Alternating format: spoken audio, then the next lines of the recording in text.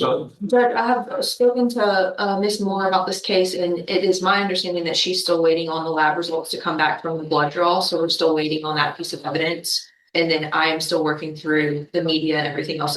How much time? We could maybe do 4 or 5 weeks just to see where we're at. And then if we don't have them back by then that can just be another check. Okay, we'll reset it, 5 weeks, okay, for an announcement. And what do we have here? What are we doing about driving? He uses Lyft and Uber, and then I believe somebody drove her to court today, but she is not operating a motor vehicle. Is that right? Yes. It's because you can't operate a motor vehicle without an interlock device. If you did, it would be catastrophic for you. She's aware of that. We would revoke your bond. I would Yes. revoke your bond and we'd sit this out until we get around and get it resolved. We're gonna test her here just to be on the safe side, okay? Before she leaves, get a resetting. Thank you. Pamela LeBeau. All right. Tetrahydrocannabidiol showing up in her system. Give me the file, please. You've tested positive for tetrahydrocannabinol marijuana, which is not appropriate.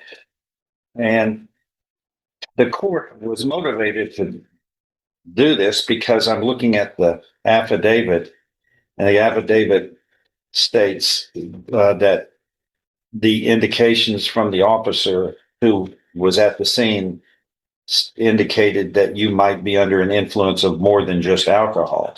Now, they did test you and you did have alcohol in your system, but your bond condition is not to commit any offenses while on bond. And tetrahydrocannabinol marijuana is an offense to have in your system, to consume it without a doctor's order. And what is her bond, please?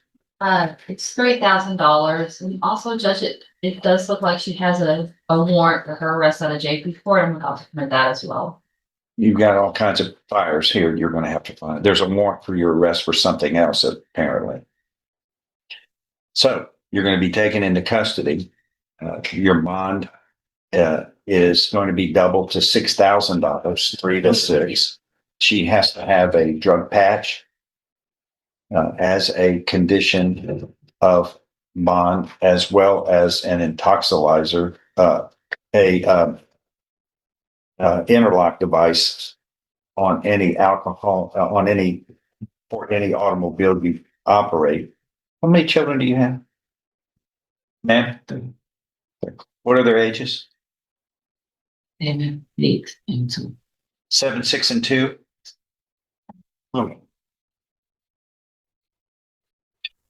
We just had Christmas, and what's the greatest gift you can give to your child? A good example, role modeling, setting an example. Your children will emulate you. Use drugs, they'll use drugs. They'll find that to be okay to do. You don't want that. You've got to set an example, man. You are a parent. You're not living your life on your own. You've got at least 3 children dependent upon you. Over here,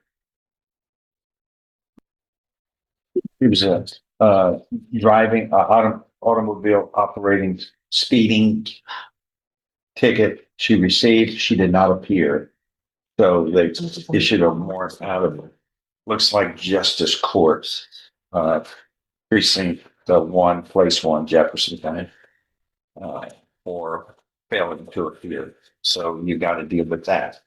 But again, your bond is doubled to $6,000. You have to have a drug patch that as a condition of your bond, and you're going to have the interlock device on any vehicle you operate.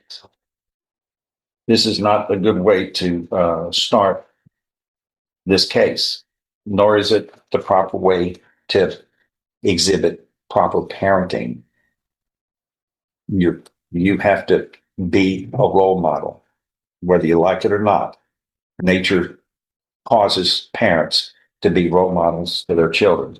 So if you're going to be using drugs and not following the rules, then don't expect your children to. You can't get upset if they are because they're learning bad lessons. It's so easy. You know what the right choices are. Make them.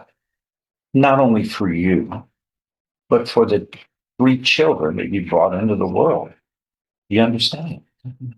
You gotta role model and be responsible and set a good example because they're going to follow the example you set. That's why you have to set a good example. So fix this.